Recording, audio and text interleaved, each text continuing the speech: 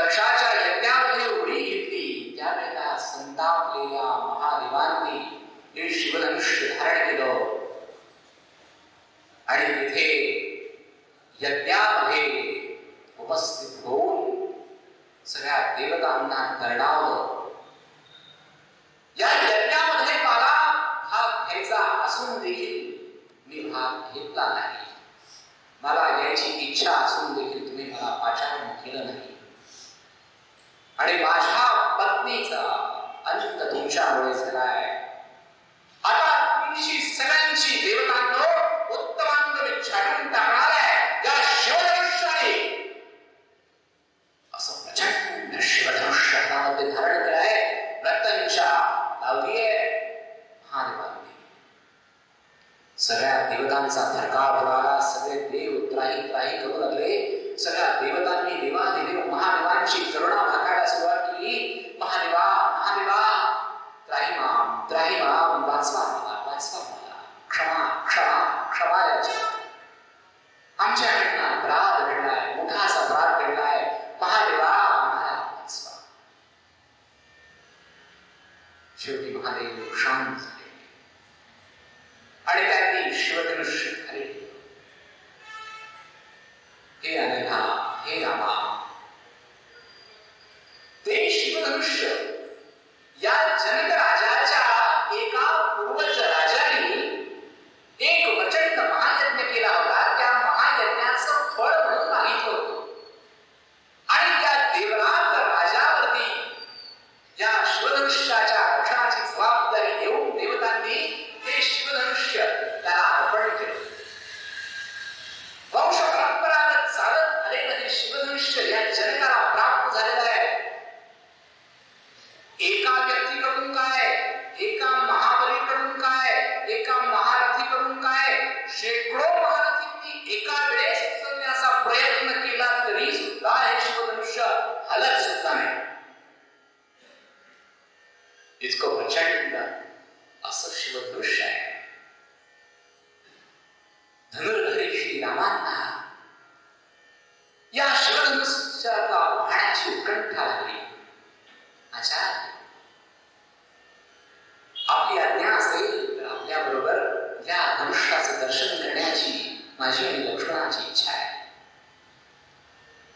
अवश्य रामा, या सगळ्या ऋषीवरांनी तुम्हाला निमंत्रण दिलेलंच आहे. तुम्ही चला माझ्या बरोबर. धर्मसल करीत राम, लक्ष्मण आणि विश्वामित्र आणि त्यांच्याबरोबर हजारो सिद्ध निघाले आहेत आणि हे सगळेच सिद्ध ऋषीगण जनकाच्या मिथिलेच्या दिशेने आनंदाने निघाले आहेत. तर त्यांच्या बरोबर त्या वनातले, तपोवनातले अनेक पशु पक्षी, हरण, हत्ती त्यांच्या बरोबर निघाले आहेत आणि मागे तपोवन ओस पडू लागली आहे. वन निर्मनुष्य काय, निर्पशु आणि निर्पक्षी व्हायला लागले आहेत. पण अशा पृथ्वीचा समतोल ठरला म्हणून विश्वामित्रांनी सगळ्यांना विनंती केली, आपण आपल्या आपल्या स्थानावर राहावं. फक्त काही मोजके ऋषीगण, मी, राम, लक्ष्मण, आम्ही जनकाच्या मिथिलेकडे जातो आहोत. आचार्यांची आज्ञा शिरसावंत म्हणून सगळ्या पशुपक्ष्यांनी सुद्धा ऐकलं आणि ते आपापल्या ठिकाणी थांबले. हत्ती थांबले, घोडे थांबले, हरण थांबली, अनेक पक्षी, राजहंस, गरुड हे त्या वनामध्ये थांबले. पुढे जात जात मिथिला नगरी टप्प्यात आल्यानंतर एक निर्मनुष्य वाटावा असा एक आश्रम, परंतु फळा फुलांनी गवरलेला दिसतोय, परंतु निर्मनुष्य कुणी मर्यादित आहे.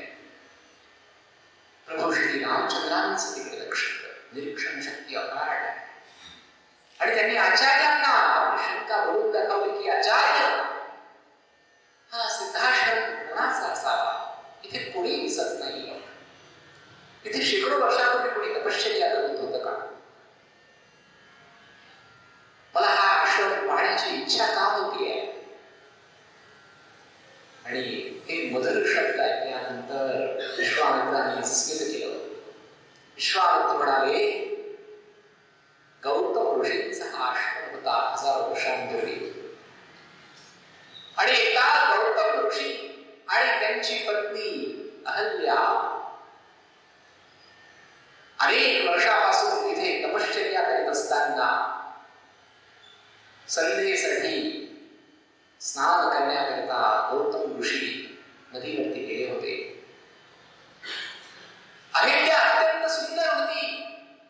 त्रिभुवनामध्ये तिच्या सौंदर्याची चर्चा होती आणि तिचा उपभोग घेण्याच्या दुराकांक्षेने इंद्र पृथ्वीवरती आले. इंद्राने गौतम ऋषींच रूप घेतलं, अहिल्याच्या पतीच रूप घेतलं आणि तपोवनामध्ये प्रवेश केला. आणि मनामध्ये वाईट हेतून आलेल्या या इंद्राने आपल्या मनातली इच्छा अहिल्याकडून पूर्ण करून घेतली आणि तो आश्रमातून बाहेर पडू लागतानाच खरे गौतम ऋषी तिथे आले. एकाच वेळेला 2 गौतम ऋषी कसे काय? आणि मूळच्या गौतम ऋषींना सगळा प्रकार लक्षात आला की आपलंच रूप घेणारा हा मायावी दुसरा तिसरा कोणीतरी हा इंद्र असला पाहिजे. आणि इंद्राला साथ देणारी माझी पत्नी आहे, तिची त्यांनी निर्भस्तना केली. तिलाही श्राप दिला, इंद्राला श्राप दिला की तुझ्या शरीराला 1000 छिद्र पडतील आणि तू कधीही चांगला म्हणायला राहणार नाहीस. तिथे थरथर कापायला लागला इंद्र. आणि त्या इंद्राने क्षमा क्षमा क्षमा याचना प्रायश्चित्त कुठलंही घ्यायला मी तयार आहे. मुनीवर माझ्याकडून चूक झाली. आणि अहल्येला तर शाप देऊन त्याला, हे पापणी, तू विचार केला नाहीस, तू पाप केलायस, या पापाचं या कर्माचं फळ तुला भोगावं लागेल. पुढे दाशरथी रामाचा अवतार होईपर्यंत तू शिला स्वरूपामध्ये राखेच्या ढिगाऱ्यामध्ये इथेच सुप्तावस्थेत पडून राहशील, असा श्राप त्या तपस्विनी अहल्येला प्राप्त झाला. आणि ती श्रावत राखीच्या ढिगाऱ्यामध्ये इथे पडून आहे श्रीरामा. ज्या वेळेला नारायणांचा अवतार दाशरथी राम या तपोवनामध्ये येईल, त्यावेळेला अचानक हा आश्रम पुन्हा पुष्पान्वित होईल आणि त्यांच्या पदस्पर्शाने पावन झाल्यानंतर या अहल्येचा उद्धार होईल. रामा, दुसरं पाऊल पुढे नका. आणि त्या पुष्प पाऊल अतिक्रमण करताच संपूर्ण आश्रम पुष्पान्वित झाला. त्या ढिगाऱ्याच्या जवळ श्रीराम जाऊन पोहोचले आणि त्यांच्या परस्पर्शाने पावन होताच अहल्या जागृत अवस्थेत आली. 1000 वर्ष प्रभू श्रीरामांची वाट पाहणारी अहल्या त्यावेळेला जागृत अवस्थेत आली आणि त्यांनी श्रीरामांच्या पायावर बोटांनी घातलं.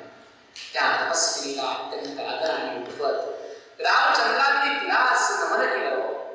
आदर्शांचा आदर्श राम, श्रीराम जय राम जय जय राम. ज्याचं सकाळी सकाळी सुद्धा वंदन नुसतं न करता पहिलं मुखातलं नाव रामाचं घेतलं पाहिजे, असं समर्थ रामदास स्वामी अनेक गावामध्ये सांगत फिरत होते. एका गावामध्ये गेले रामदास स्वामी.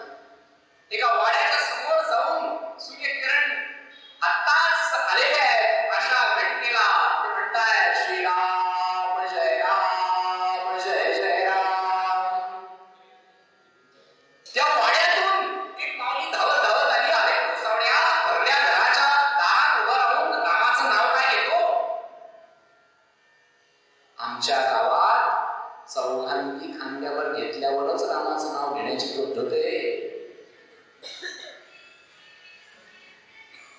हे काय?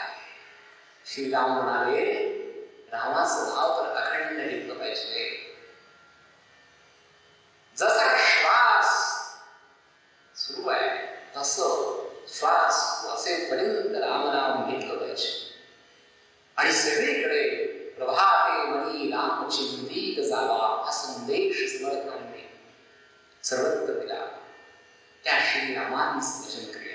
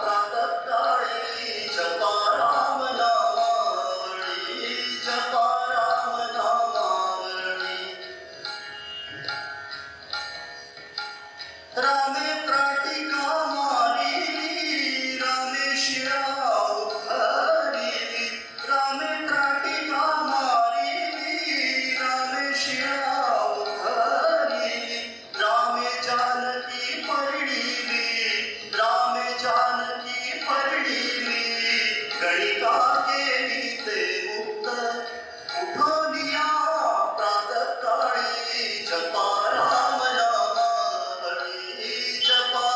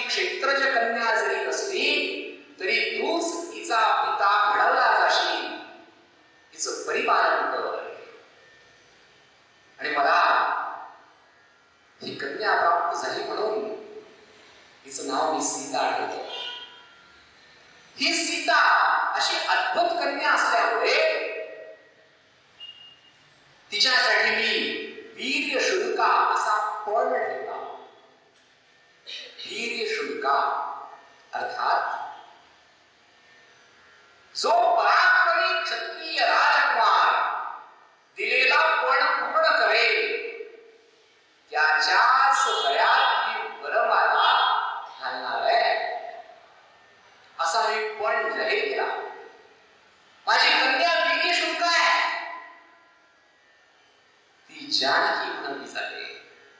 ही जानकी बालपणापासूनच इतकं प्रचंड जे शिवधनुष्य आहे त्याच्याशी खेळते.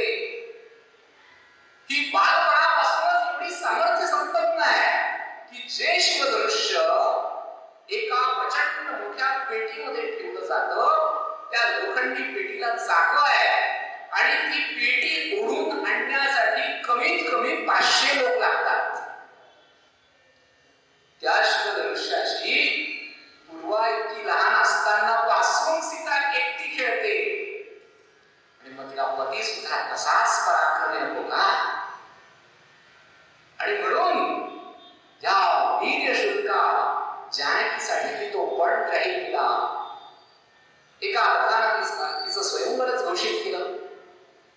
आणि जसं देशोदेशीच्या राजांना हे कळत गेलं तसतसे देशोदेशीचे राजे राजपुत्र यायचे आणि या शिवधनुष्याला उचलून प्रत्येकाच्या लावण्याचा जो पण सांगितला होता तो पण पूर्ण करण्याचा प्रयत्न करायचा. परंतु त्या शिवधनुष्याला प्रत्यंच्या लावणं एक खूप लांबची गोष्ट आहे. कित्येक राजांना ते शिवधनुष्य हल्लं सुद्धा नाही. आणि मग ज्या वेळेला मी म्हणालो की तुमच्यात तर काहीच पराक्रम नाही, तर त्यावेळेला त्या सगळ्या राजपुत्रांना आणि राजांना असं वाटलं की आमचा अपमान केला आहे. ते मिथिला नगरीतून तर परत गेले, परंतु चतुरंग सेना घेऊन आले आणि जनकाच्या मिथिला नगरीला त्यांनी वेढा दिला. 1 वर्षपर्यंत त्यांनी वेढा देऊन ठेवला होता. त्यांनी मिथिला नगरीला त्रास द्यायला सुरुवात केली. माझं एवढं सामर्थ्य नव्हतं, मी तपश्चर्या सुरू केली आणि मग देवतांनी मला चतुरंग सेना दिली. मग माझ्या धाकट्या भावानी कुशध्वजानी या सगळ्या त्रास देणाऱ्या राजांचं पारिपत्य केलं, त्यांना हुसकावून लावलं. पराक्रम तर त्यांचा काहीच नव्हता. शिवधनुष्य ते उचलू शकले नाही, प्रत्यंच्याही लावू शकले नाही आणि सीता मिळाली नाही म्हणून ते संतापून आम्हाला सगळ्या राज्याला त्रास देत होते. ते शिवधनुष्य राजपुत्रांनो मी तुम्हाला अवश्य दाखवीन. तुम्ही उद्या राजसभेमध्ये यावं. आचार्यांबरोबर असं निमंत्रण रामलक्ष्मणांना जनकांनी दिलं.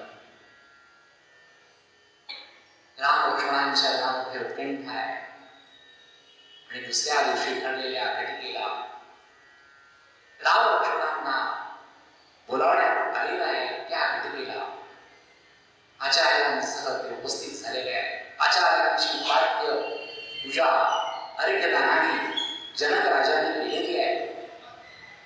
राम लक्ष्मण हे 2 राजपुत्र आहेत आणि ते अत्यंत पराक्रमी आहेत.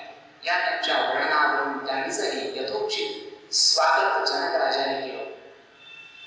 आणि जनक राजा आता त्या शिवधनुष्याचा जवळ प्रभू श्री रामचंद्रांना घेऊन जात आहे. त्या धनुष्याची पेटी उघडण्यात आलेली आहे. लोखंडाची पेटी उघडली आहे आणि त्या पेटीमधून प्रचंड तेज बाहेर पडत आहे. ते दैवी धनुष्य इतकं तेजस्वी आहे की संपूर्ण सभागार त्या शिवधनुष्याच्या निळ्या प्रकाशाने भरून गेला आहे. त्या अद्भुत दृश्याला पाहून प्रभू श्री रामचंद्रांनी त्याला वंदन केलं आहे. अगदी लावून या वीराने त्या शिवधनुष्याला नमस्कार केला. आचार्यांकडे पाहिलं, आचार्यांना नमस्कार केला, आचार्यांना पदस्पर्श केला. आचार्य कल्याण वस्तू हो पुढे. आणि आचार्यांचा आशीर्वाद मिळाल्यानंतर या वीर राजपुत्रांनी पुन्हा शिवधनुष्याकडे पाहिलं, पुन्हा त्यांना नमस्कार केला आणि आपला डावा हात त्या धनुष्याच्या मधोमध ठेवला, मूठ घट्ट आवळली आणि क्षणात धनुष्य उचललं. प्रभू श्री रामचंद्र की, सियावर रामचंद्र की. इतकं प्रचंड धनुष्य या राजपुत्राने, या तेजस्वी राजपुत्राने हातात घेतलेलं आहे आणि प्रत्यंच्या बांधण्यासाठी दोर हातात घेतला आणि खाली ताणताच कडाड असा ध्वनी झाला आणि वरचा निम्मा भाग त्या धनुष्याचा ठार मोडला आणि अर्ध मोडलेलं धनुष्य ते खाली कोसळलं. त्या मोडलेल्या धनुष्याचा ध्वनी इतका प्रचंड होता की तो कित्येक योजनेपर्यंत दूर तो ध्वनी कितीतरी वेळ निनादत होता. आणि हा दिव्य पराक्रम पाहून जनकाच्या डोळ्यातून आनंदाश्रूंच्या धारा वाहिल्या. जनकाची पत्नी वरून सज्जातून पाहतीये, तिच्या डोळ्यांमध्ये आनंदाश्रू आहे. लक्ष्मण भैया अत्यंत आनंदित झालेले आहेत. सगळे ऋषीगण, राजसभागृहातले सगळे पराक्रमी वीर एकदम उभे नाही आहेत. प्रभू रामचंद्रांचा जय जयकार करताय. सियावर प्रभू रामचंद्र की जय. पवन सुत हनुमान की जय. रामांचा जयघोष निनादतोय. हातात ओढलेलं धनुष्य पुन्हा त्या पेटीमध्ये ठेवलं. त्या धनुष्याला नमस्कार केला, त्रिवार नमस्कार केला रामांनी आणि आचार्यांना पुन्हा एकदा पदस्पर्श करून आपल्या आसनावर बसले. जनक राजा अत्यंत आनंदित झालेला आहे. कित्येक वर्ष अनेक राजे संपूर्ण पृथ्वीवरचे येत होते. अनेक राजांना हे धनुष्य हलवता सुद्धा आलं नाही आणि या युवकांनी लिहिलं, या हे धनुष्य नुसतं उचललं नाही तर प्रत्येकच्या नावांना ते मोडून पडलं. हे शिवधनुष्य उचलण्याचं सामर्थ्य फक्त तीन व्यक्तींमध्ये होतं. एक साक्षात शिव, दुसरे नारायण आणि तिसरे परशुराम. तिघांशिवाय कुणामध्येही शिवधनुष्य हातामध्ये घेण्याचा आणि त्याला प्रत्यंच्या बांधण्याची शक्ती त्यावेळी नव्हती. आणि या युवकांनी हा अचाट पराक्रम केलेला आहे. शिवधनुष्य होडीत काढलाय. जनकाला अत्यंत झालेला आहे. इतका सुंदर तेजस्वी सावळा रामचंद्र, ज्याचे बाहू धष्टपुष्ट सिंहाच्या खांद्यांप्रमाणे आहेत. भरगच्च वशिंड असलेल्या वृषभाप्रमाणे सिंहासारखी ज्याची छाती आहे आणि पेदार ज्याचे बाहू आहे, असा हा नवयुवक मला आता जावई म्हणून प्राप्त होणार. मनामध्ये अत्यानंद झालेला आहे जनकाला.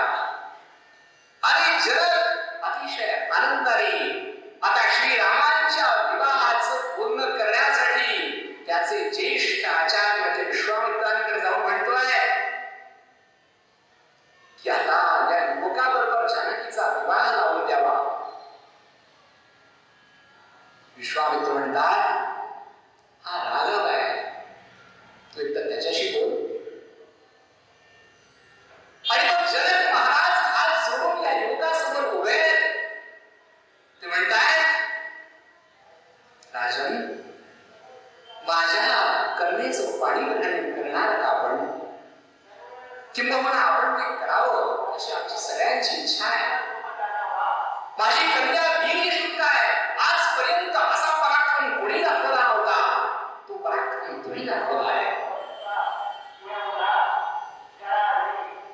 जनक महाराजांना पदस्पर्श करून राजपुत्र श्रीराम त्यांना नमन करतात. आपण ज्येष्ठ आहात, आपण मला प्रणाम करू नये. आपण जे काही म्हणत आहात त्यासाठी मी काही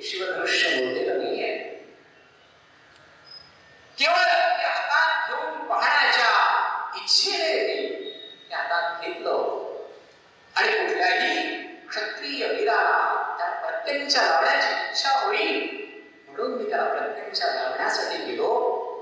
मला कुठल्याही स्वयंवराची कल्पना नाही आणि त्यासाठी मी हे केलेलं नाही. तरीही राजपुत्रा, तुम्ही हा पण जिंकलेला आहे आणि आपण विजयी झाला आहात, राघव जिंकले आहात. त्यामुळे कृपया आपण माझ्या कन्येचं पाणी ग्रहण करावं. माझ्या कन्येशी आपण विवाह केला तर आमच्या कुळाचा उद्धार होईल. राजन, विवाहाची वार्ता किंवा विवाहासंबंधी मध्ये विचार ज्येष्ठांनी करायचे असतात. आपण माझ्या वडिलांची परवानगी आणली आणि माझ्या मातांनी त्यासाठी अनुमती दिली तर मी पुढे काही बोलू शकेल. यावरती विश्वामित्र उभे राहिले आणि जनकाला म्हणताय, बघ किती सोजवळ आहे तुझं जावई. तो सांगतोय की माझ्या ज्येष्ठांनी जर ठरवला विवाह तरच मी पुढे जाईल. माझ्या विवाहाची वार्ता मी करणार नाहीये. आनंदाने पूर भरलाय जनकाचा, अत्यानंद आहे आणि ज्येष्ठांनी सांगितल्याशिवाय पाणी ग्रहण करू शकत नाही. या विनयशीलतेवरती सगळी मिथिला नगरी अवाक झालेली आहे. ज्या जानकीशी पाणी ग्रहण करण्याकरता अनेक राजे लालायित झालेले होते, त्या जानकीशी विवाह करण्याकरता मला माझ्या वडिलांना विचारलं पाहिजे असं म्हणणारा हा विनयी आणि अत्यंत पराक्रमी कोण आहे राजकुमार, त्याला पाहण्यासाठी सगळी जनकाची नगरी जमली. आणि विश्वामित्रांनी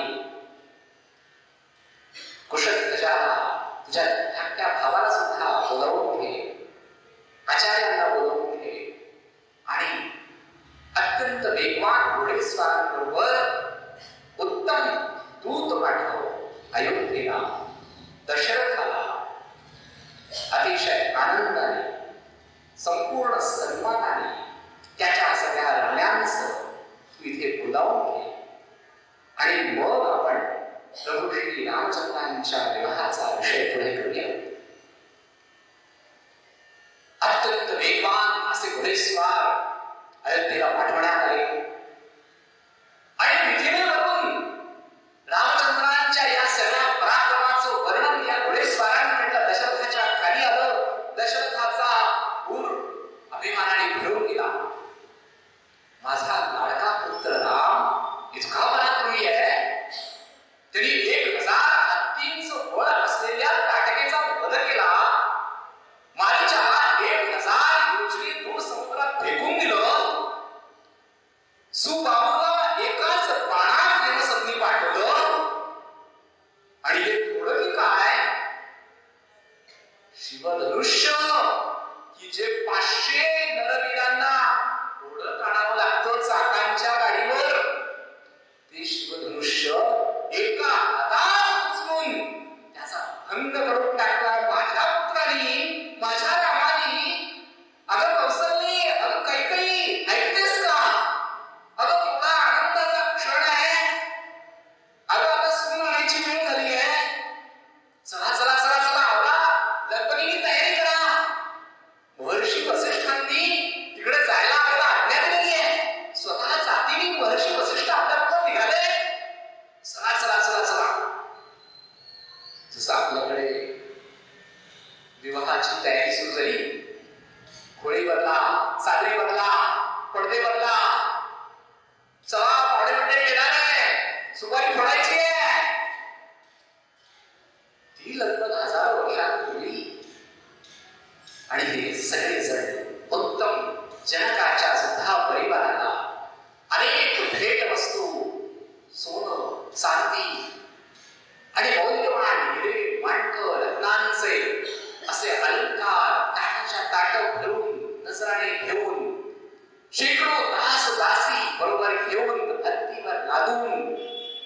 आणि पालखांमध्ये बसून सगळ्या महाराण्या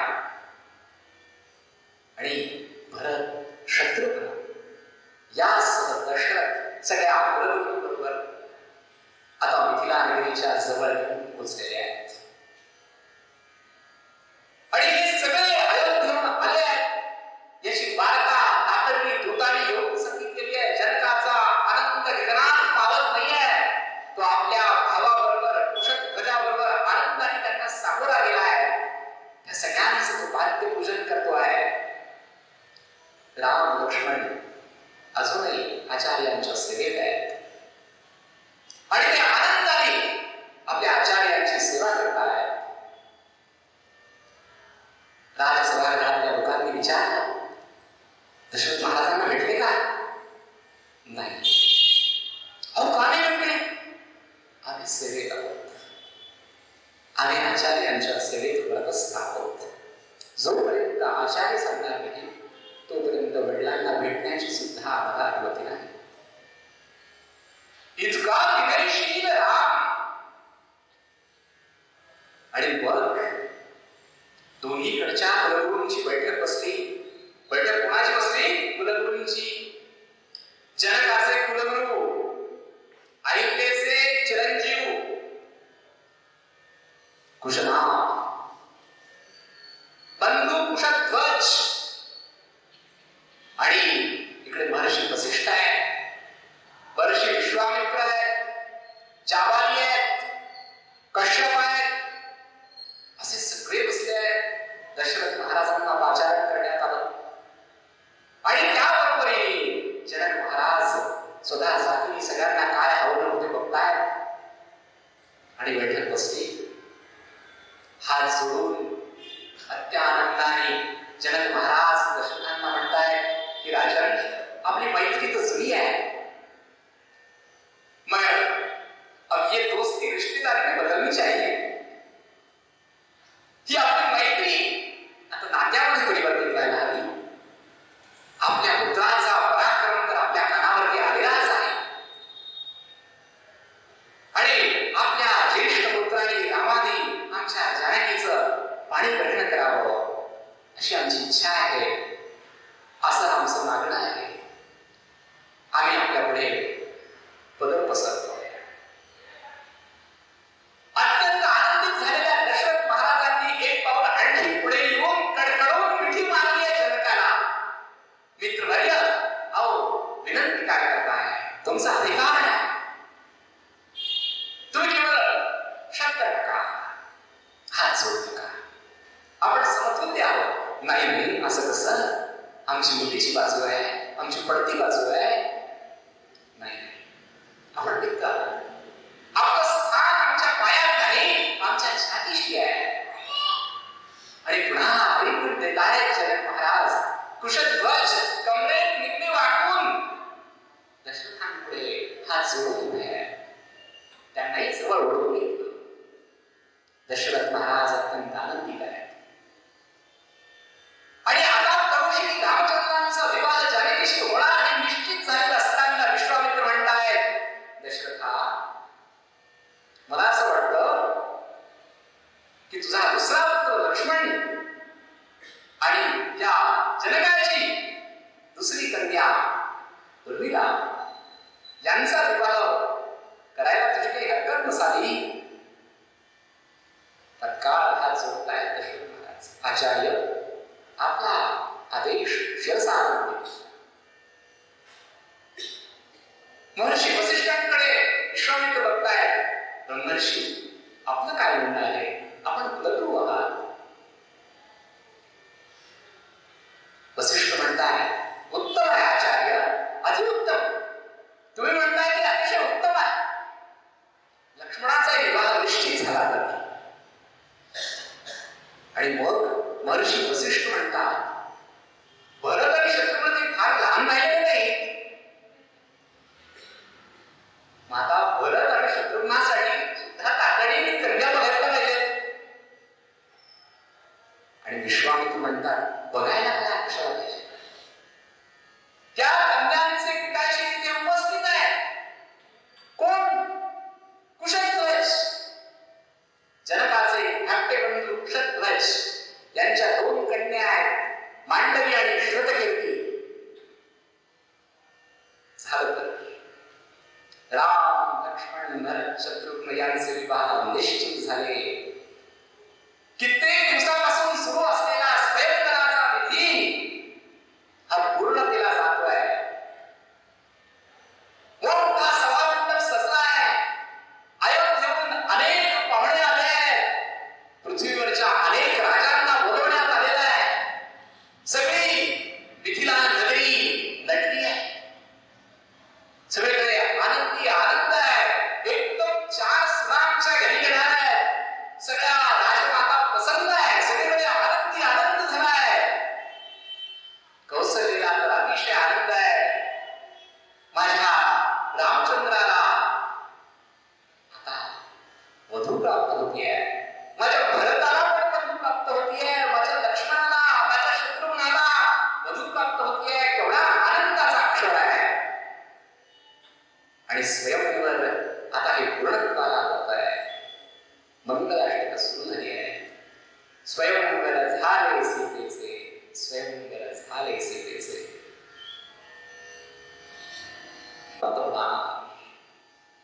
मनामध्ये अत्यानंद झालेला आहे जनकाला. आणि जनक अतिशय आनंदाने आता श्रीरामांच्या विवाहाचं पूर्ण करण्यासाठी त्याचे ज्येष्ठ आचार्य म्हणजे विश्वामित्रांकडे जाऊन म्हणतोय की आता या युवकाबरोबर जानकीचा विवाह लावून द्यावा. विश्वामित्र म्हणतात हा राघव आहे, तू एकदा त्याच्याशी बोल. आणि मग जनक महाराज हात जोडून या युवकासमोर उभे. ते म्हणतायत राजन, माझ्या कन्येचं पाणी ग्रहण करणार का आपण? किंबहुना आपण ते करावं अशी आमची सगळ्यांची इच्छा आहे. माझी कन्या वीरशूद्र आहे. आजपर्यंत असा पराक्रम कोणी दाखवला नव्हता. तो पराक्रम तुम्ही दाखवला आहे. जनक महाराजांना पदस्पर्श करून राजपुत्र श्रीराम त्यांना नमन करतात. आपण ज्येष्ठ आहात, आपण मला प्रणाम करू नये. आपण जे काही म्हणत आहात त्यासाठी मी काही शिवधनुष्य बोललेलं नाहीये. केवळ ते हातात घेऊन पाहण्याच्या इच्छेने ते हातात घेतलं. आणि कुठल्याही क्षत्रिय वीराला त्या प्रत्यंच्या लावण्याची इच्छा होईल म्हणून मी त्याला प्रत्यंच्या लावण्यासाठी गेलो. मला कुठल्याही स्वयंवराची कल्पना नाही आणि त्यासाठी मी हे केलेलं नाही.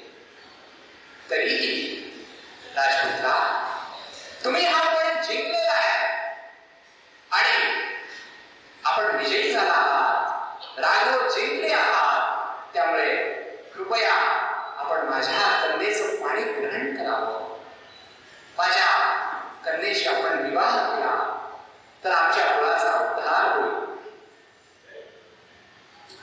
राजन, विवाहाची वार्ता किंवा विवाहासंबंधी ते विचार ज्येष्ठांनी करायचे असतात.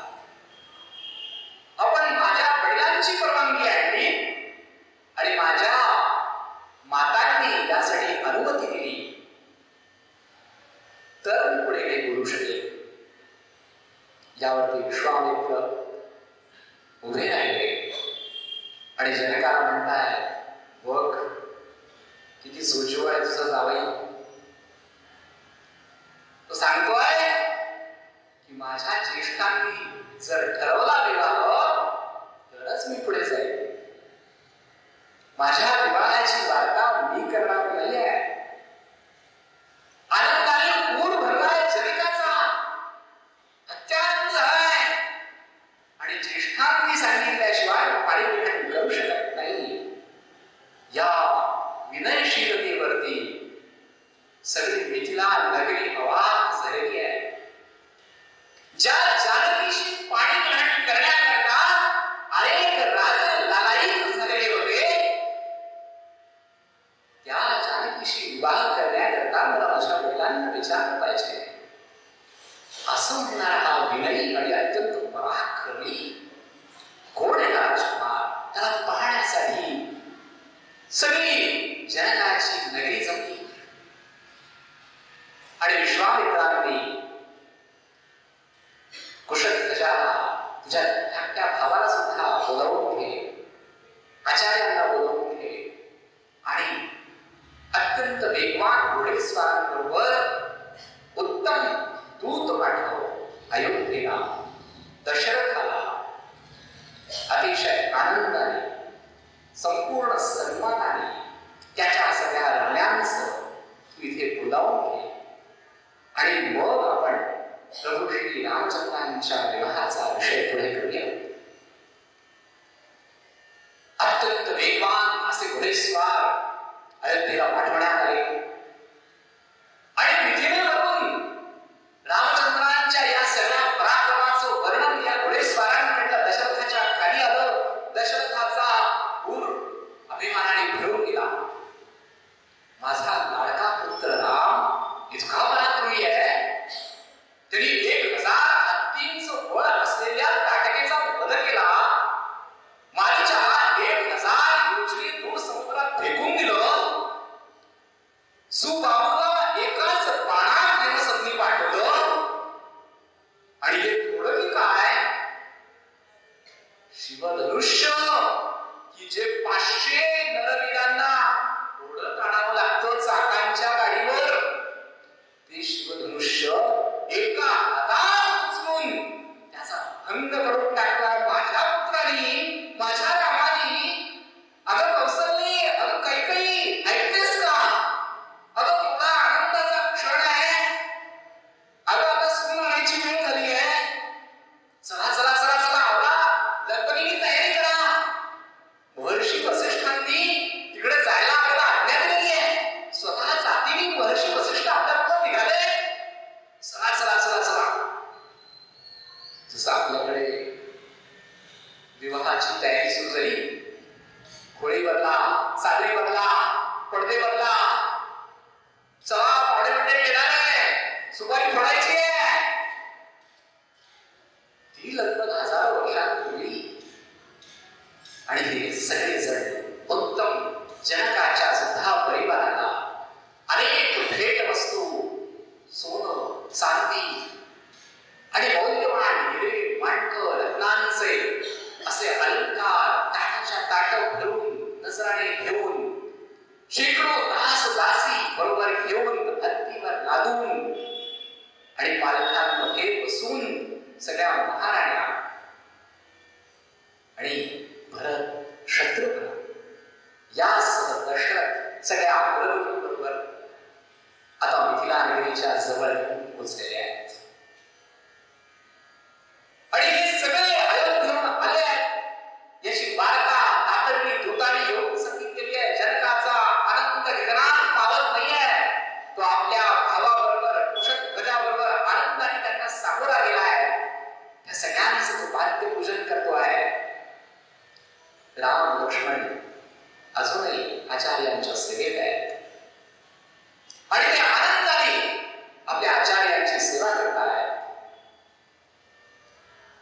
राजसभागृहातल्या लोकांनी विचारलं, दशरथ महाराजांना भेटले का? नाही. अहो का नाही भेटले? आम्ही सेवेत आहोत, आम्ही आचार्यांच्या सेवेत व्रतस्थ आहोत. जोपर्यंत आचार्य सांगणार नाही तोपर्यंत वडिलांना भेटण्याची सुद्धा आम्हाला अनुमती नाही. इतका विनयशील राम. आणि मग दोन्हीकडच्या कुलगुरूंची बैठक बसली. बैठक कोणाची बसली? कुलगुरूंची. जनकाचे कुलगुरू, अयोध्येचे चिरंजीव कुशनामा, बंधू कुशध्वज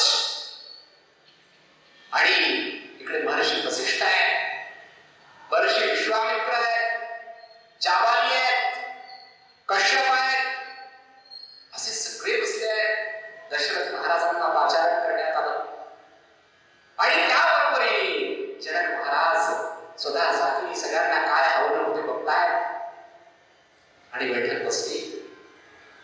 हात जोडून अत्यानंदाने जनक महाराज दशरथांना म्हणतायत की राजन, आपली मैत्री तर जुनी आहे, मगर अब ये दोस्ती रिश्तेदारी में बदलनी चाहिए. ही आपली मैत्री आता नात्यामध्ये परिवर्तित व्हायला हवी. आपल्या पुत्राचा पराक्रम तर आपल्या कानावरती आलेलाच आहे आणि आपल्या ज्येष्ठ पुत्राने रामाने आमच्या जानकीचं पाणी ग्रहण करावं अशी आमची इच्छा आहे, असं आमचं मागणं आहे. आम्ही आपल्या पुढे पदर पसरतो. अत्यंत आनंदित झालेल्या दशरथ महाराजांनी एक पाऊल आणखी पुढे येऊन कडकडून मिठी मारली आहे जनकाला. मित्रवर्य, अहो विनंती काय करताय? तुमचा अधिकार आहे. तुम्ही केवळ शब्द नका, हात जोडू नका. आपण समजून आहोत. नाही नाही, असं कसं? आमची मुठीची बाजू आहे, आमची पडती बाजू आहे. नाही, आपण टिकता. आपलं स्थान आमच्या पायात नाही, आमच्या छातीशी आहे. आणि पुन्हा आरिंगण देत आहेत जनक महाराज. कुशध्वज कमरेत निघणे वाकून दशरथांपुढे हात जोडून उभे आहेत. त्यांनाही जवळ ओढून घेतलं. दशरथ महाराज अत्यंत आनंदित आहेत.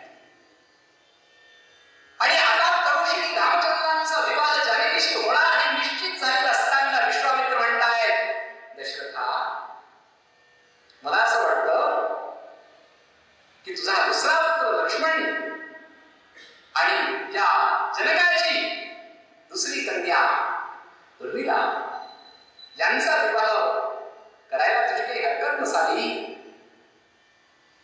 तत्काळ हात जोडतायत दशरथ महाराज. आचार्य, आपला आदेश शिरसा आणून. महर्षी वसिष्ठांकडे विश्वामित्र बघतायत. ब्रह्मर्षी, आपलं काय म्हणणं आहे? आपण कुलगुरू आहात. वसिष्ठ म्हणतायत, उत्तम आहे आचार्य, अतिउत्तम. तुम्ही म्हणताय की अतिशय उत्तम आहे. लक्ष्मणाचा विवाह निश्चित झाला तर. आणि मग महर्षी वसिष्ठ म्हणतात, भरत आणि शत्रुघ्न फार लहान राहिलेले नाही. माता भरत आणि शत्रुघ्नासाठी सुद्धा तातडीने कन्या बघायला पाहिजे. आणि विश्वामित्र म्हणतात, बघायला काय कशाला पाहिजे? त्या कन्यांचे पिताजी तिथे उपस्थित आहेत. कोण? कुशध्वज. जनकाचे धाकटे बंधू कुशध्वज यांच्या दोन कन्या आहेत, मांडवी आणि श्रुतकीर्ती. झालं तर राम, लक्ष्मण, भरत, शत्रुघ्न यांचे विवाह निश्चित झाले.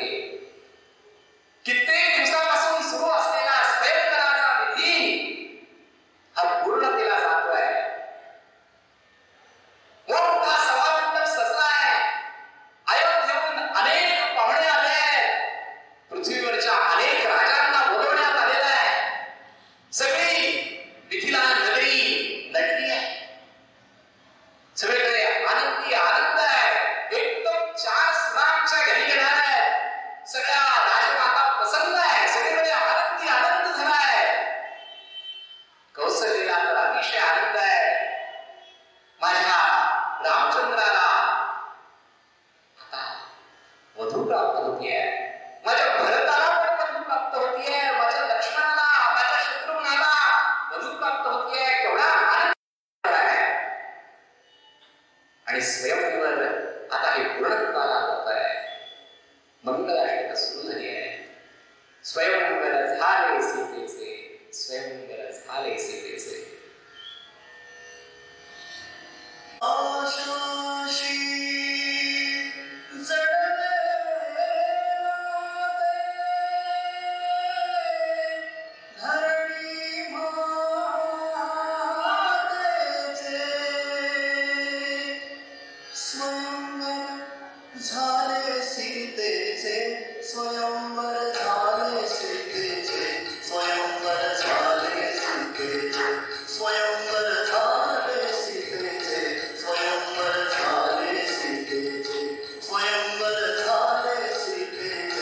स्वयंवर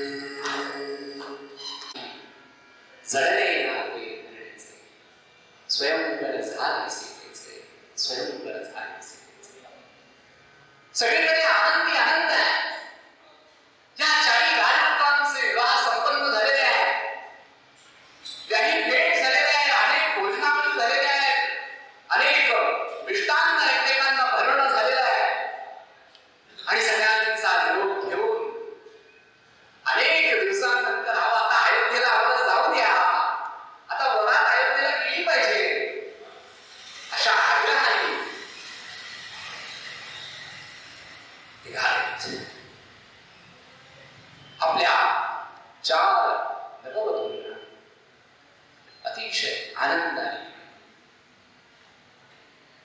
सगळी अयोध्या नगरी घेऊन निघाली आहे आणि जानकीच्या मातेच्या डोळ्यात अश्रू आहेत. माझी कन्या सासरी, आमच्या सगळ्या कन्या सासरी जात आहेत. सगळ्या मिथिला नगरीच्या डोळ्यात अश्रू आहेत. सगळेजण हात जोडत आहेत.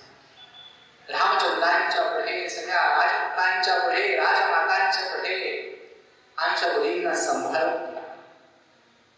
त्यांच्याकडून कमी जास्त झालं तर दुर्लक्ष करा. आमच्या मुलींना सांभाळून टाकू. आमच्या मुलींना सांभाळून घ्या. कौशल्यला सुद्धा कंठ दाटून आलेला आहे. अहो, आमच्या कन्याच आहेत या माझ्याच मुली आहेत. जानकी आता तुमची नाही, माझी कन्या आहे. ही उर्मिला, ही मांडवी, ही श्वेतकेतू या आमच्या कन्या आहेत.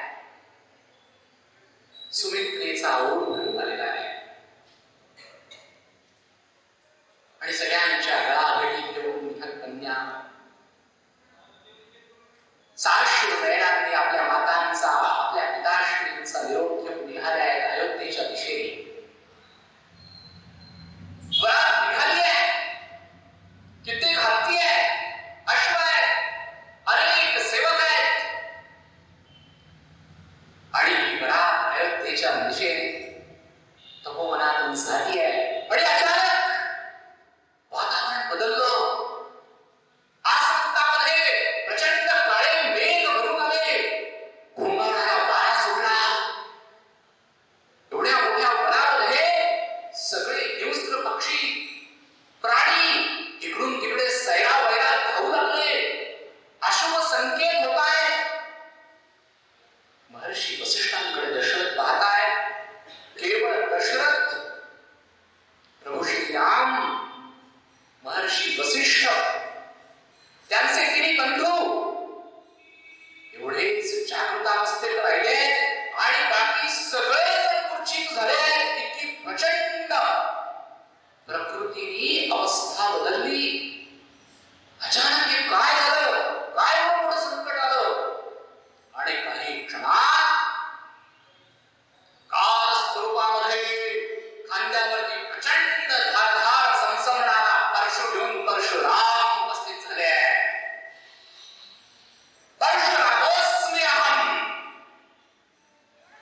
परशुरामः. मी परशुराम आहे. कोणी शिवधनुष्य तोडलं? कोण आहे तो? त्याला मला बघायचं आहे. काय त्याचा पराक्रम आहे मी बघतो. माझ्या समोर ये. आत्ता त्याला यमसदनाला घालतो.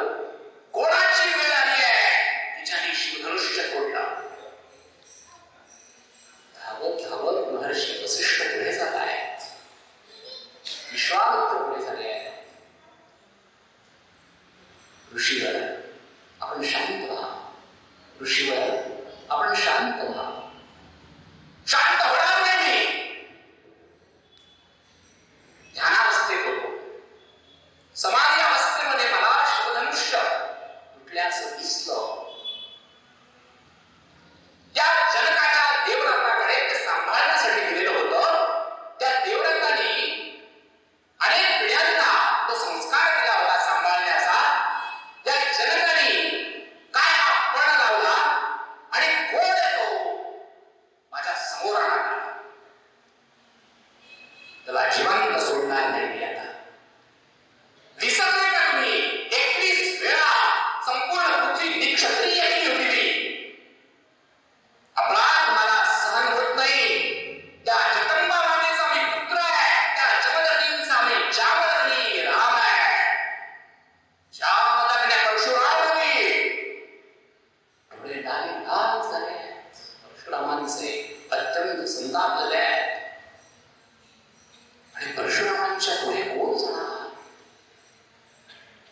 सगळेजण भयाने मूर्छित झाले आहेत. एकेकाला जशी जागृत अवस्था येते भीतीने थरथर थरथर थरथर कापतायत. परशुराम महाभयंकर आतापर्यंत 21 वेळा पृथ्वी निक्षत्रिय करून टाकली. छोटी बालकं आणि फक्त महिला सोडल्या आणि आता पुन्हा याच उदाहरणाला 2 ते आलेले आहेत. प्रभू श्रीराम धीर गंभीर अवस्थेत त्यांच्या पुढे आले आहेत. लक्ष्मण भैया संतापले आहेत. साक्षात शेषनागाचा अवतार प्रभू श्रीराम हात जोडून त्यांच्या समोर उभे आहेत. ऋषीवर मी दाशरथी राम आपल्याला हृदयपूर्वक नमन करतो. मी तोडला तो धनुष्य, किंबहुना धनुष्य तोडायचं नव्हताच मुळी. मी तर केवळ धनुष्य उचलला आणि प्रत्यंच्या लावायला गेलो तर धनुष्य मोडला. अहो खेळण्यासारखं ते शिवधनुष्य, त्यात इतकं का तुम्ही वाईट वाटून घेताय? एवढा का तुम्हाला राग आलाय? तुला माहितीये का ते काय शिवधनुष्य म्हणजे? साक्षात देवादेव महादेवांचं ते धनुष्य आहे. त्याचा अपमान झालेला आहे. महादेवांचा तू अपमान केला आहेस, माझा अपमान केला आहेस, सगळ्या देवतांचा अपमान केला आहेस. तुला दंड मी देणार. लक्ष्मण भैया सरसावले. रामांना दंड देण्याच्या आधी माझ्याशी सामना करा.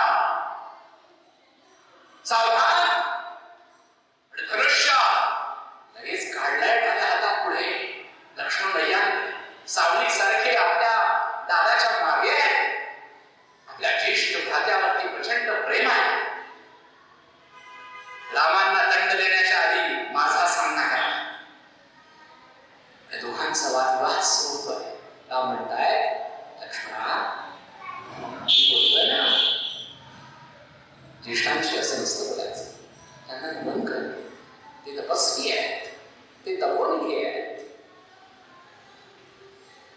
रामाने सांगितलेली आज्ञा शिरसावली. लक्ष्मण नमस्कार करतात. मी दाशरथी लक्ष्मण आपल्याला प्रणाम करतो.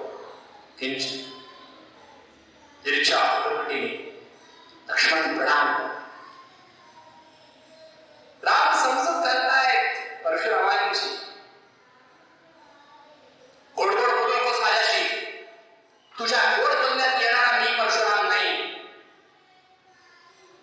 क्षत्रिय पुत्र असशील तर सावधान युद्ध कर माझ्याशी. पाहतो तुझा काय पराक्रम आहे. ऋषीवर ब्राह्मण अवध्य आहे, मी क्षत्रिय आहे. मी तुमच्यावरती शस्त्र उगारणार नाही. गोमाता आणि ब्राह्मणांची सेवा करण्याचा आम्हाला आदेश आहे.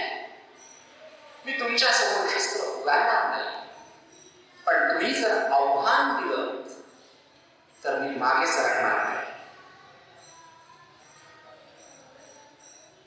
धनुष्य हातामध्ये सज्ज केलं रामाने. अरे मस्त धनुष्य काय काढतो. लाव त्याला, बाण लाव, बाण लाव त्याला. परशुरामांचा क्रोध. जशी आपली इच्छा. आचार्य बाण काढला. ते राम आहेत, ते दाशरथी राम आहेत. एकदा बाण धनुष्याला लावला की तो परत जाणार नाही मात्यामध्ये. पुन्हा राम म्हणताय की मुनिवर मी एक वचनी आहे, मी एक वाणी आहे आणि मी एक पत्नी व्रतधारी आहे. आता बाण मी धनुष्यावरती सांधलेला आहे. मी कुठल्याही ब्राह्मणाचा वर्ण आजपर्यंत केलेला नाही, पुढेही करू इच्छित नाही. परंतु मी तुम्हाला पुन्हा सांगतो की शिवधनुष्य कुठल्याही अहंकाराने बोललेलं नाही. आणि आपण आचार्य विश्वामित्रांना विचारू शकता की मी राक्षसांचा नाश करण्यासाठी वचनबद्ध आहे. मी कुठल्याही निरपराध व्यक्तीवर आजन्म कधी बाण चालवणार नाही, याच्यासाठी मी बद्ध आहे. विश्वामित्र पुढे झाले, महर्षी वसिष्ठ पुढे झाले, सगळे हात जोडून परशुरामांना सांगतायत की हा सगुण आणि विवेकाचा साक्षात धर्मस्वरूप राम विग्रहवान धर्म, राम म्हणजे साक्षात धर्माची मूर्ती आहे. मुनिवर, रामाला क्षमा करा. तसं तर रामाने कोणताही अपराध केलेला नाही, पण तरी आपल्याला अपराध वाटत असेल तर आपण त्यांना बालक समजून क्षमा करा. परशुरामांचा क्रोध आता निघाला आहे. इतका पराक्रमी आणि इतका मधार, इतका गोड कसा असू शकतो हा युवक? आणि मग गदगद झालेल्या कंठाने परशुराम म्हणतायत की रामा, खरंच जर तुझा बाण हा कुठलंही लक्ष साधणारा असेल तर आजपर्यंत मी जेवढी काही पुण्यकर्म केलेली असतील आणि त्या पुण्यकर्माने मला जेवढे लोक प्राप्त झालेले असतील त्या लोकांवर हा तुझा अमोघ बाण सोड आणि माझे पुण्य प्राप्त सगळे लोक नष्ट करून टाक, म्हणजे माझा अहंकार संपुष्टात येईल. जशी आज्ञा बोलली आणि प्रभू श्री रामचंद्रांनी तो बाण धनुष्यात साधला आणि आसमंतामध्ये तो बाण सोडला. अनेक पुण्य लोक प्राप्त केलेल्या परशुरामांचे लोक कराड एका बाणात रामांनी निस्तनाभूत करून ठेवले. आता पूर्ण निरहंकार झालेल्या परशुरामांनी दाशरथी रामांना नमस्कार केला. बोलो श्री रामचंद्र की जय. श्री राम जय राम, जय जय राम, जय राम, जय जय राम, जय श्री राम, जय श्री राम. सगळं पुण्यलोक निस्तराभूत करून टाकले एका अमोघ बाणाने रावणाने. आणि परशुराम सगळ्यांना आशीर्वाद देऊन पुन्हा पर्वतावरती तपश्चर्येसाठी निघून गेले. आता विष्णूंचा नवीन अवतार आलेला आहे आणि त्यांनी या पृथ्वीचा कारभार पाहण्याची धुरा सांभाळली आहे हे परशुरामांच्या लक्षात आलं आणि परशुराम पुन्हा समाधी अवस्थेमध्ये ध्यान वगैरे झाले. आता पुन्हा एकदा आकाश स्वच्छ झालं होतं, निरंग झालं होतं आणि अत्यंत गतीने ही वरात अयोध्येमध्ये येऊन पोहोचली आहे. वरात अयोध्येला आली, सगळ्यांचं स्वागत झालं, औक्षण झालं आणि सगळीकडे आनंद झालेला आहे. सगळे नवविवाहित जोडपी अत्यंत आनंदामध्ये रममान आहेत. दशरथ महाराजांचा राज्यकारभार पुन्हा एकदा सुरळीत सुरू झालेला आहे आणि राजसभेमध्ये बसलेले असताना महर्षी वसिष्ठांना अष्टप्रधान मंडळाच्या समोर आणि चारी राजपुत्रांच्या अनुपस्थितीमध्ये मंत्रणा दशरथ महाराजांनी करायला सुरुवात केली आहे, चर्चा करायला सुरुवात केली आहे की मला असं वाटतं या पृथ्वीची धुरा सांभाळण्यासाठी माझा ज्येष्ठ पुत्र राम हा सुयोग्य आहे. आचार्य आपल्याला काय वाटतं? महर्षी वसिष्ठ विचार उत्तम आहे. शास्त्रानुसार सुद्धा रघुकुळाची ही रीतच आहे की ज्येष्ठ पुत्राला युवराज्यपदी बसवावं आणि म्हणून रामांना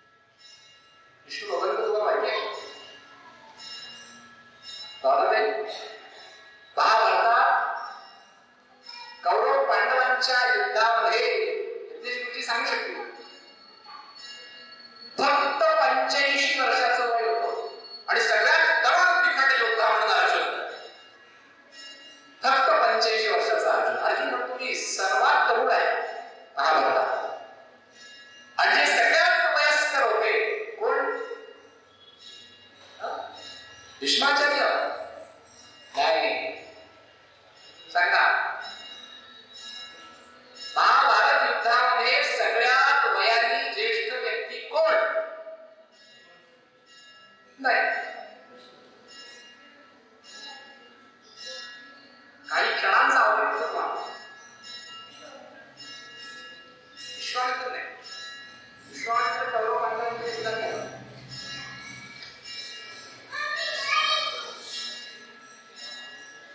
भीष्माचार्यांचे काका पण होते उपस्थित. ऐकलंय का? टीव्ही सिरियल मध्ये कोणी दाखवणार नाही. त्याच्याकरता आचार्य अतुल कर्वेंच्या श्रीराम संस्कृत महाविद्यालयात प्रवेश घ्यावा लागतो आणि मग अशी गूढ रहस्य कळतात. एक पूर्व त्यांना विचारा. रुपालीताई त्या आज गूढ रहस्य ऐकण्याच्या कुतूहलापोटी कोकणातून इथपर्यंत आम्हाला काय काय झाले आहे. श्रीराम संस्कृत महाविद्यालयात गीता, संपूर्ण भगवद्गीता प्रत्येक शब्दशः अर्थादिशी केवळ भावार्थ नाही, भावार्थ तर अनेक पुस्तकांमध्ये अनेक भाषातून आहे. गुणार्थात सांगितली जाते. बौद्धिक नावाचे भीष्मांचे काका होते. ते वयाने सर्वात श्रेष्ठ होते. 147 वय तर भीष्माचार्यांचं होतं. विचार करा त्यांचे काका किती वर्षाचे असते. वयाने सगळ्यात ज्येष्ठ. आणि त्या महाभारताला फार काही नाही, फक्त 5125 वर्ष झाली. फक्त त्याच्या आधी कमीत कमी 5000 वर्ष रामायण घडलंय असं आत्ताचे आधुनिक साहित्यिक किंवा पाश्चिमात्य विद्वान मानायला लागले. नाहीतर याच भारतामध्ये राम काल्पनिक आहे असं 10,000 पानांचं ऍटिट्यूड करून देणारे महाभारत पण आहेत आता जिवंत अजूनही. आणि आता म्हणायला लागले राम आमचे पण आहेत. मग ज्यावेळेस सांगितलं होतं ऍटिट्यूड मध्ये सुप्रीम कोर्टात 10,000 पानांचं ऍटिट्यूड दिलं, राम काल्पनिक म्हणणारे आता म्हणतात राम हमारे भी है. राम सत्य है. आम्ही तर तेच सांगतोय पहिल्यापासून. उगाच आम्हाला 2004च्या शिलान्यासामध्ये जाऊन सरकारचे फटके खावे लागले. मी स्वतः 3 दिवस जेलमध्ये होतो. कारसेवक म्हणून सुलतानपूर सेंट्रल जेलला. अयोध्येत राम मंदिर व्हावं म्हणून आंदोलन. मला अभिमान आहे, मला आनंद आहे. त्या रामलल्लांचं मंदिर व्हावं म्हणून अनेक कारसेवक केले होते. अनेक आपल्यापैकी साक्षीदार आहेत. त्या रामलल्लांचं भव्य मंदिर 22 तारखेला आकार घेत आहे. रामलल्लांची प्राण प्रतिष्ठा होती. आणि त्याच रामोत्सवाचा एक भाग म्हणून आपण रामकथेचा आता आनंद घेतोय. दशरथ महाराज विचारतायत रामाला राज्यपद द्यायचं ना, युवराज करूयात ना. आणि अत्युत्तम अत्युत्तम. मग फार वाट पाहायला हवं. आचार्य उद्याचं बोलतं कसं जरा बघा पंचांग. आणि नवग्रहांचं पंचांग कोणती पाठ असलेले अनेक आचार्य राजसभेमध्ये उपस्थित आहेत. ते सांगतात उद्या पुष्य नक्षत्र आहे, चैत्र मास आहे, उद्याच. दशरथ महाराज तुमच्या फलीची इच्छा उद्याच पूर्ण करूयात. आपण सर्व मिळून सगळी अयोध्या नगरी नटवून टाका, सजवा. प्रभू श्री रामचंद्रांना उद्या राज्याभिषेक करूया. आणि झालं तर ठरलं. अहो रामा बोलणार. पटकन सेवकाला सांगितलं जा अंतपुरात रामांना बोलवा. राजसभेमध्ये प्रभू श्री रामांना बोलवा अशी सूचना आली. अंतपुरामध्ये राम बसले होते. सीता मातेशी गप्पा मारत. आणि पटकन दौडत सेवक आला. महाराजांनी बोलू नये आपल्याला लगेच. तत्काळ पिताश्रींचा आदेश म्हटल्यानंतर सदा निघाले राम. जानकी माझी वाट बघ आलीच. आणि दुसऱ्या क्षणाला तिथून श्रीराम निघाले आणि राजसभेमध्ये येऊन उभे राहिले. सगळ्या ज्येष्ठांना वंदन करतायत, सगळ्या आचार्यांना वंदन करतायत, पिताश्रींना वंदन करतायत. महाराजांना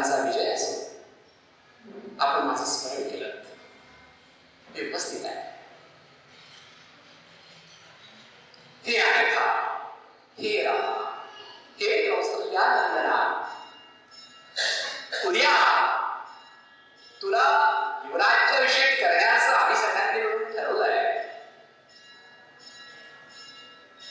जशी आज्ञा महाराज. तेव्हा राजनीती समजून घे. आणि दशरथ महाराज तिथेच राजनीतीचा पाठ देत आहेत. आणि प्रभू श्री रामांना सीता मातेला सांगतायत की आज आत्तापासून तुम्ही उपवास करायचा आहे, व्रतस्थ राहायचं आहे. उद्या शुभमुहूर्तावरती तुम्हाला राज्याभिषेक होणार आहे. कथेचा पुढचा विचार उद्याच्या भागात करूया. आज आपण दुसरं पुष्प गुंफत आहोत. त्या प्रभू श्री रामचंद्रांना उद्याच युवराज्याभिषेक होणार आहे, त्याची उत्कंठा आपल्या सगळ्यांना नक्कीच आहे. रामचंद्र की जय. पवन सुत हनुमान की जय. जय जय श्रीराम. वाण सोडला. अनेक पुण्यलोक प्राप्त केलेल्या परशुरामांचे लोक कराडकन एका बाणात रामांनी निस्तनाभूत करून ठेवले. आता पूर्ण निरंकार झालेल्या परशुरामांनी दाशरथी रामांना नमस्कार केला. बोलो श्री रामचंद्र की जय. श्री राम जय राम जय जय राम. जय राम जय जय राम. जय श्री राम. सगळं पुण्यलोक निस्तराभूत करून टाकले एका अवोघ बाणाने रावणाने.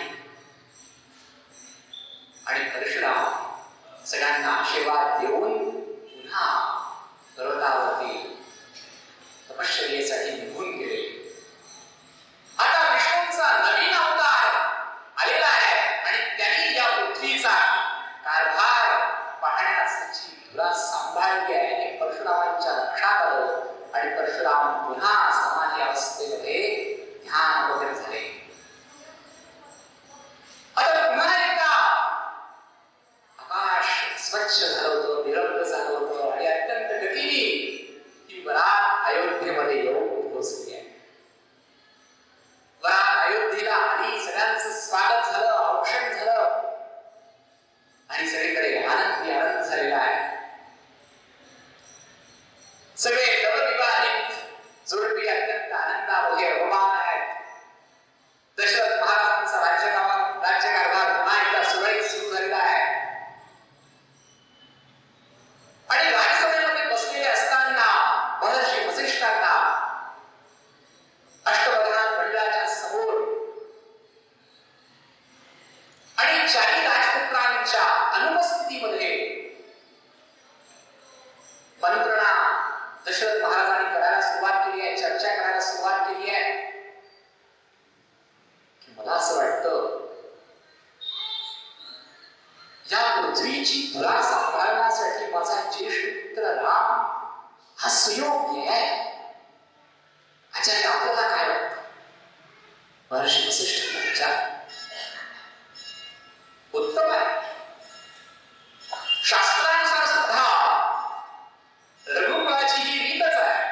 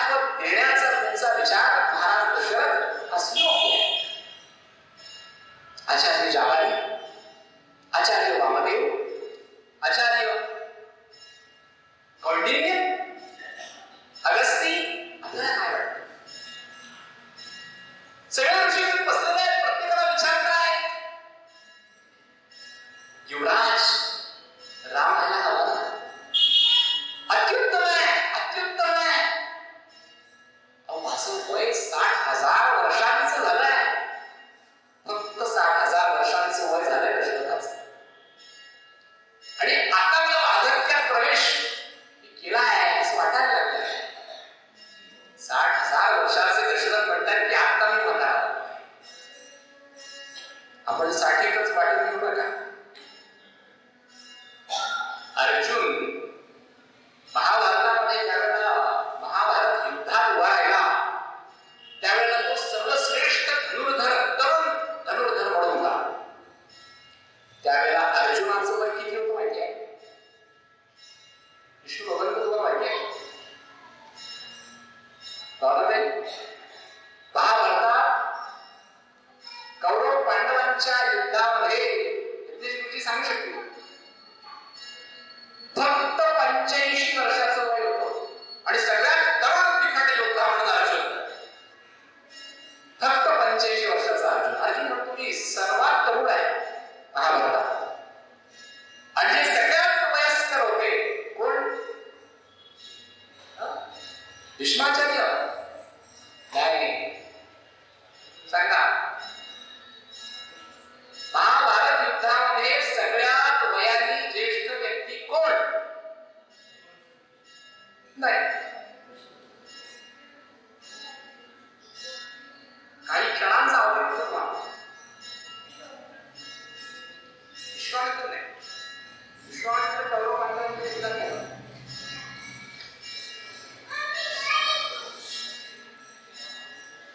भीष्माचार्यांचे काका पण होते उपस्थित. ऐकलंय का? टीव्ही सिरियल मध्ये कोणी दाखवणार नाही. त्याच्याकरता आचार्य अतुल कर्णेंच्या श्रीराम संस्कृत महाविद्यालयात प्रवेश घ्यावा लागतो आणि मग अशी गूढ रहस्य कळतात. एक पूर्वताईंना विचारा. रुपालीताई त्या आज गूढ रहस्य ऐकण्याच्या कुतूहलापोटी कोकणातून इथपर्यंत रामला काय काय आले आहे. श्रीराम संस्कृत महाविद्यालयात गीता, संपूर्ण भगवद्गीता प्रत्येक शब्दशः अर्थादिशी केवळ भावार्थ नाही, भावार्थ तर अनेक पुस्तकांमध्ये अनेक भाषातून आहे. गुणार्थ सांगितले जाते. बौद्धिक नावाचे भीष्मांचे काका होते. ते वयाने सर्वात श्रेष्ठ होते. 147 वय तर भीष्माचार्यांचं होतं. विचार करा त्यांचे काका किती वर्षाचे असते? वयाने सगळ्यात ज्येष्ठ. आणि त्या महाभारताला फार काही नाही, फक्त 5125 वर्ष झाली. फक्त त्याच्या आधी कमीत कमी 5000 वर्ष रामायण घडलंय असं आत्ताचे आधुनिक साहित्यिक किंवा पाश्चिमात्य विद्वान मानायला लागले. नाहीतर याच भारतामध्ये राम काल्पनिक आहे असं 10,000 पानांचं ऍटिट्यूड करून देणारे महाभारत पण आहेत आता जिवंत अजूनही. आणि आता म्हणायला लागले राम आमचे पण आहेत. मग ज्यावेळेस सांगितलं होतं ऍटिट्यूड मध्ये सुप्रीम कोर्टात 10,000 पानांचं ऍटिट्यूड दिलं, राम काल्पनिक आहे म्हणणारे आता म्हणतात राम हमारे भी है. राम सत्य आहे. आम्ही तर तेच सांगतोय पहिल्यापासून. उगाच आम्हाला 2004च्या शिलान्यासामध्ये जाऊन सरकारचे फटके खावे लागले. मी स्वतः 3 दिवस जेलमध्ये होतो कारसेवक म्हणून सुलतानपूर सेंट्रल जेलला.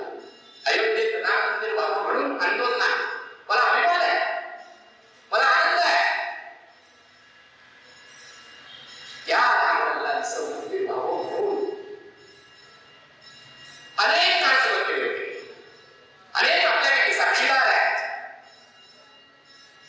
त्या रामलल्लांचं भव्य मंदिर 22 तारखेला आकार घेत आहे. रामलल्लांची प्राण प्रतिष्ठा होती. आणि त्याच रामोत्सवाचा एक भाग म्हणून आपण रामकथेचा आता आनंद घेतोय. दशरथ महाराज विचारतायत रामाला राज्यपद द्यायचं ना, युवराज करूयात ना.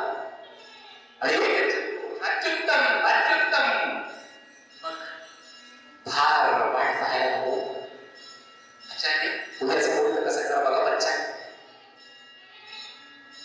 आणि नवग्रहांचं पंचांग करून पाठ असलेले अनेक आचार्य राजसभेमध्ये उपस्थित आहेत. ते सांगतात उद्या पुष्य नक्षत्र आहे, चैत्र मास आहे, उद्याच. दशरथ महाराज तुमच्या फलीची इच्छा उद्याच पूर्ण करूयात. आपण सर्व मिळून सगळी अयोध्या नगरी नटवून टाका, सजवा. प्रभू श्री रामचंद्रांना उद्या युवराज्याभिषेक करूया. आणि झालं तर ठरलं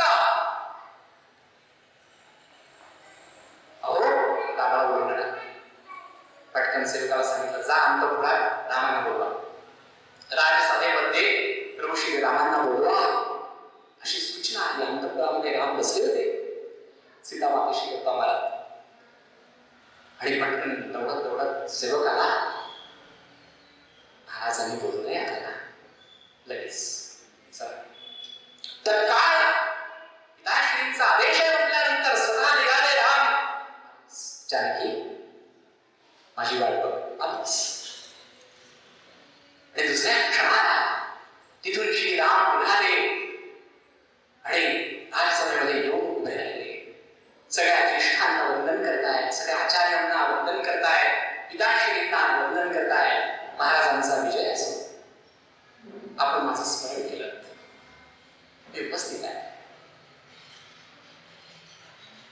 हे आयथा, हे राम, हे कौसल्यानंदना,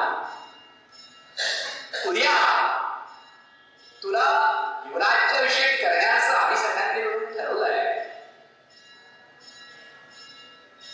जशी आज्ञा महाराज. तेव्हा राजनीती समजून घे. आणि दशरथ महाराज तिथेच राजनीतीचा पाठ देत आहेत. आणि प्रभू श्री रामांना सीता मातेला सांगतायत की आज आत्तापासून तुम्ही उपवास करायचा आहे, व्रतस्थ राहायचं आहे.